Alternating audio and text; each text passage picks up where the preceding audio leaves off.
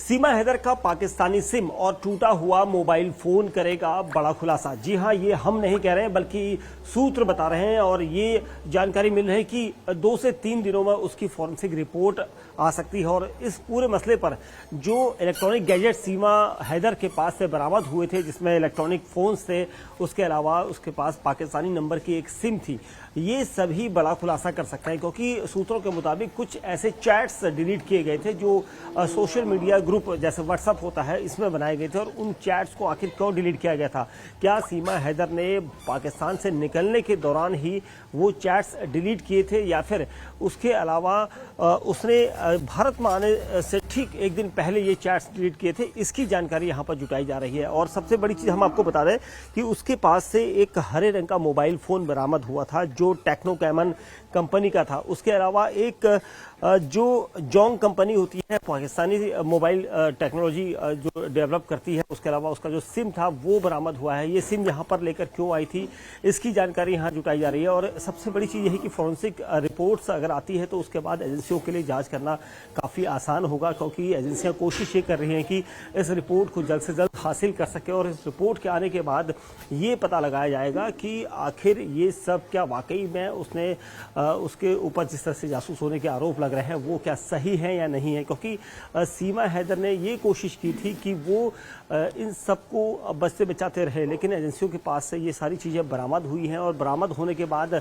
अब एजेंसियां उस फाइनल रिपोर्ट का इंतजार कर रही हैं। ये माना जा रहा है कि जो फॉरेंसिक लैब में भेजी गई थी उसके पास से बरामद मोबाइल फोन्स और जो पाकिस्तानी नंबर की सिम थी, जो व्हाट्सएप और जो सोशल मीडिया पर उसने कई लोगों को मैसेजेस भेजे थे, कुछ ऐसे कॉन्टैक्ट्स थे जो पाकिस्तानी सिम में से डिलीट किए गए हैं और फोन में से भी डिलीट किए गए हैं, उनको रिकवर करना बहुत जरूरी है। और इसीलिए उसे रिकवर करने की प्रक्रिया यहाँ पर फॉरेंसिक टीमें कर रही हैं। फॉरेंसिक टीमों की अगर बात माने, अगर फॉरेंसिक टीमों की जांच आती है तो बड़ा खुलासा हो सकता है। और ये खुलासा इसलिए हम बता रहे हैं आपको क्योंकि सीमा हैदर ने अब तक जांच एजेंसियों को वही चीजें बताई हैं जो वो बताना चाहती थी। और इसी वजह से उसने ये खुलासा नहीं किया था कि वो पाकिस्तान में इतने समय तक किसके साथ थी, क्योंकि कराची में उसका समय बीता था, कराची में उसके बच्चे हुए थे, उसने ये दावा किया था। लेकिन जब वो भारत में दाखिल हुई थी तो भारत में दाखिल होने के वक्त उसने खास तौर से उस पाकिस्तानी सिम का इस्तेमाल किया था जो भारत में आने के बाद भी उसके पास से बरामद हुआ। उसके अलावा जो मोबाइल फ़ोन है, क्योंकि टूटा हुआ मोबाइल फ़ोन वो लेकर आई थी, क्या उसे रास्ते में तोड़ा गया था? और उसके पास से बरामद कई सारी चीज़ें थी जो इलेक्ट्रॉनिक गैजेट्स थे।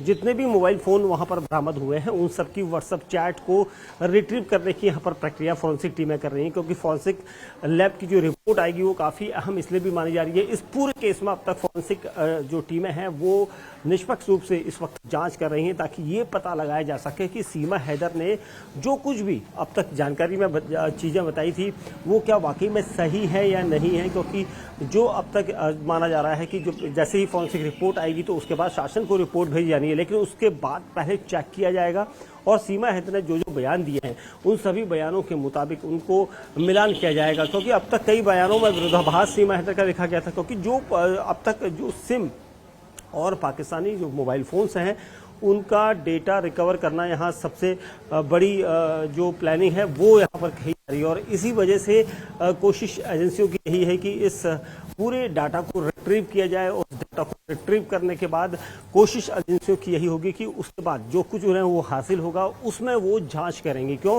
क्योंकि जो चैट्स उसने डिलीट किए थे, जो व्हाट्सएप ग्रुप में से वो बाहर निकल के आई थी, व्हाट्सएप ग्रुप डिलीट किए गए थे, कुछ पाकिस्तानी नंबर्स कॉन्टैक्ट जो थे वो डिलीट किए गए थे, तो आखिर वो किसके नंबर हैं?